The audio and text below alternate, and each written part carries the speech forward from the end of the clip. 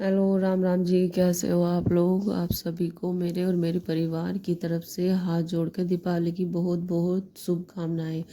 और आज हमें जाना था गांव, तो मैं उठी थी थोड़ा जल्दी। और हमारे ना देवी देवता सब वहीं पे हैं, तो इसलिए हम वहीं पे दिए जलाते हैं। और जल्दी उठी, और जल्दी उठने के बाद मैंने फटाफट झाड़ू उठाई और झाड़ू लगानी कर दी शुरू।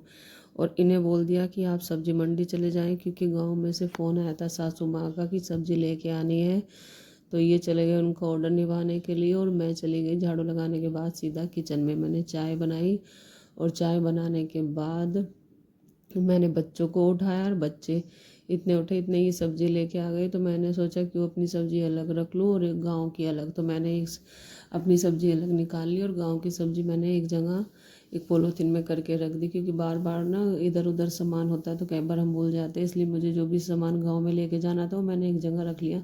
फिर हम नहाए, और नहाने के बाद हम सीधा निकल गए मार्केट।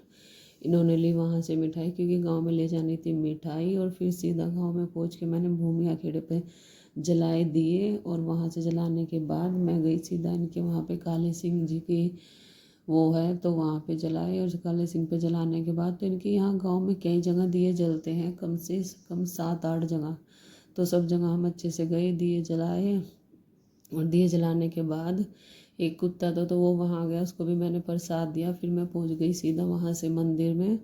और मंदिर में जाने के बाद मैंने बहुत श्रद्धापूर्वक दिए जलाए, क्योंकि साल में 2 बार ही मैं जाती हूँ, मैं ईद कम जाती हूँ गाँव में। तो मैंने दिए जलाए, और दिए जलाने के बाद सीधा मैं वहाँ से निकल गई। और पहुँच गए हम अपने देवता पे। मैंने उन्हें अच्छे से नहलाया, और नहलाने के बाद आराम से बैठ के और अपना चुन्नी से मुँह ढक लिया, क्योंकि हमारे यहाँ ना देवताओं के सामने बिल्कुल भी मुंह नहीं उगाड़ते हैं। फिर मैंने दिए जलाए, और ये मेरे साथ ही थे।